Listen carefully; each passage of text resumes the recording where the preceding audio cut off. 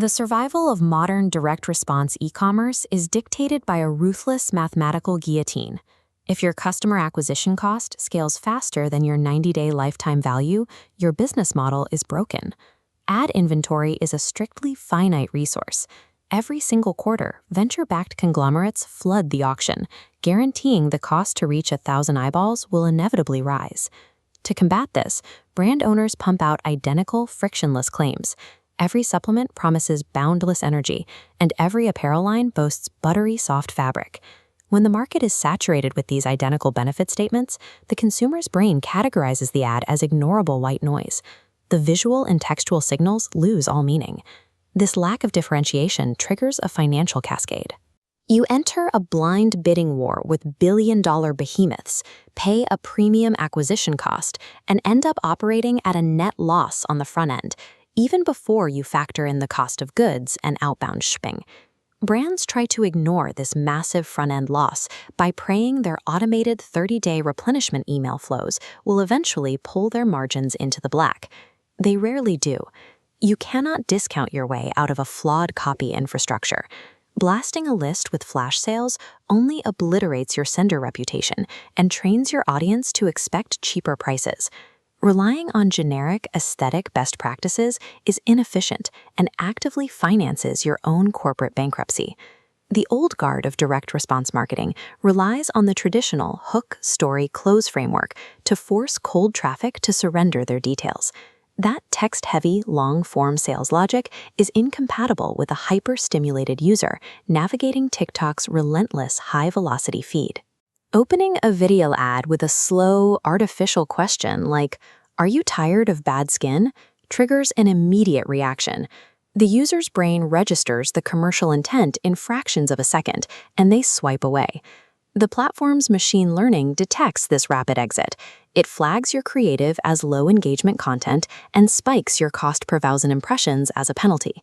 The platforms do not care about your product or your origin story. They optimize strictly for user retention and session length. When you deploy weak, unoptimized copy, the only entity actually profiting from your front-end media buying is Mark Zuckerberg. You are subsidizing server costs while your brand suffocates. The context of digital attention has evolved. Continuing to deploy legacy, predictable copy tactics creates a mathematical punishment for your ad account. In the feed, algorithmically injected dopamine spikes, outrage, scandal, and instant gratification hold more weight than any single brand. To shatter a user's scrolling pattern, you must engineer a dopamine deficit. This is a cognitive glitch created by deliberately withholding the establishing context of your visual or textual statement. Take a high-margin cold plunge tub. Instead of an upbeat product shot, you open with an uncomfortably silent macro shot of a digital thermometer plummeting from 45 to 39 degrees. Neurologically, curiosity acts as an absolute deprivation of information. The brain perceives this deficit as a physical discomfort that demands immediate resolution. They stop scrolling to find the answer. You apply this psychological vacuum to your text overlays with the 3-word hemorrhage fix, replacing passive syntax with definitive, diagnostic statements. A weak commercial plea like, "Want to fix your bloating?" lacks authority. Instead, lead with, "Your morning probiotic is feeding bad bacteria." You invalidate their current solution and instill panic. The outbound click becomes an urgent act of self-preservation rather than a casual commercial decision. Dropping an agitated, panicked prospect onto a sterile, feature-stuffed Shopify product grid creates a massive deceleration in stimuli. They bounce because you forced them to browse and think. Instead, you drag cold traffic across a narrative bridge. This is a psychological track with only one logical exit, designed to eliminate the need for the prospect to explore. The first 100 words of this page rely on the slippery slide mechanic. You strip away the navigation bars, kill the footer links, and engineer a frictionless decline where reading line 1 makes reading line 2 subconscious. This is secured by the immediate validation sequence. The exact psychological trigger and phrasing used to secure the click must be perfectly mirrored in the headline. If the ad attacked toxic dog food kibble, the landing page must validate that fear. The highest converting advertorials use an editorial layout that mimics third-party journalism. It bypasses the prospect's advertising defense mechanisms by presenting as an objective breakdown. This format systematically agitates the problem and introduces failed competitor solutions, deliberately delaying the product link until the final paragraphs to ensure the user consumes the buying logic. By the time the prospect reaches the hidden Add to Cart button, they act on the newly installed belief system, treating the purchase as a logical conclusion.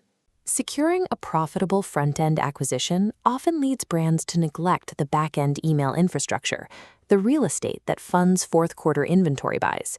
Brands pay retainers for highly polished, graphic-heavy HTML email templates that look like digital brochures. This visual polish tanks deliverability and click rates. The algorithmic gatekeepers at Google and Yahoo scan your incoming text-to-image ratios and underlying code weight. Your meticulous brand guidelines and embedded image blocks actively train the Gmail algorithm to permanently exile your brand to the Promotions tab wasteland. The asymmetric fix is deploying a simple plain text format with a 100:0 text-to-image ratio, 0 stylized headers, 1 single naked URL. Stripping away the HTML payload mimics the visual signature of an urgent text from a colleague or a personal email. The buyer's defensive guard drops. You pair this stark visual aesthetic with long-form storytelling. A 1,000-word email explaining the cellular mechanics of an infrared sauna filters out low-intent window shoppers and isolates hyper-qualified buyers. The highest converting copy is intentionally ugly. It sacrifices aesthetic vanity to bypass spam filters and forces the prospect to confront the sales argument. The industry standard for cart abandonment is weak. Sending a template with a crying puppy graphic and a 5% discount trains your audience to weaponize their abandoned carts against your profit margins. You must confront the exact unspoken financial friction point that caused the bounce. Aggressive objection handling articulates their internal doubt and dismantles it with an ironclad performance guarantee. Rather than relying on fake looping countdown timers, you manufacture authentic urgency by communicating real supply chain constraints and automated inventory pull mechanisms. When you turn to your high lifetime value VIP segment, the whales, broadcasting these exact same desperate sales blasts is operational malpractice. You alienate your most crucial source of cash flow. You applied the velvet rope framework instead. This shift in copywriting posture provides the VIP with an exclusive briefing on their allocation.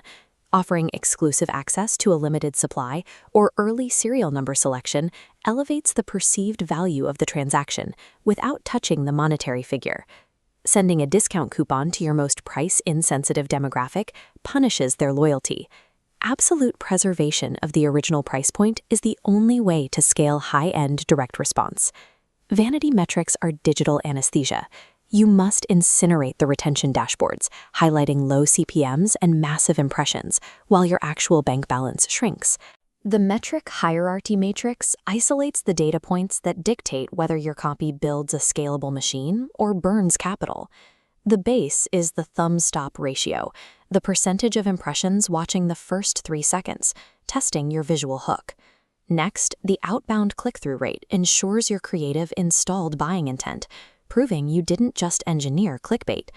Finally, the top layer, the 14-day LTV delta, tracks the precise back-end cash collected within 2 weeks, isolating your email onboarding. To optimize these metrics, you run the core desire test. You isolate fundamental human motivations in a zero-sum deathmatch, testing the vanity of reversing cellular aging against the desperation of immediate pain relief. Paying an agency to split test whether a fire emoji or an exclamation point generates a higher open rate is useless. You test emotional architecture, not superficial syntax. Successful scaling requires the complete removal of brand ego. You isolate the variables, protect the data, and obey the empirical evidence that drives human desire. Scaling a brand to 9 figures doesn't require a bloated creative director. It requires a systematized copy factory churning out sales arguments with mechanical precision. You implement ironclad standard operating procedures and a syntax constraint matrix. You explicitly ban weak, passive language and mandate short declarative sentences that diagnose specific failure points. This requires a relentless hourly feedback loop. The media buyer feeds front-end data to the copywriter, who immediately iterates a new hook based on the winning angle and launches it back into the auction. You treat user session recordings not as abstract heat maps, but as sniper rifles. You identify the exact scroll depth where attention dies and inject a pattern interrupt to shock the user back into the narrative. Extorting user attention, building frictionless narrative bridges, executing plain text inbox infiltration, obeying raw data over aesthetic vanity. That is the asymmetric machine. To execute this exact infrastructure inside your own brand, you need the operational blueprint. To see the complete step-by-step framework to solve this, grab the full operational SOP linked in the description below.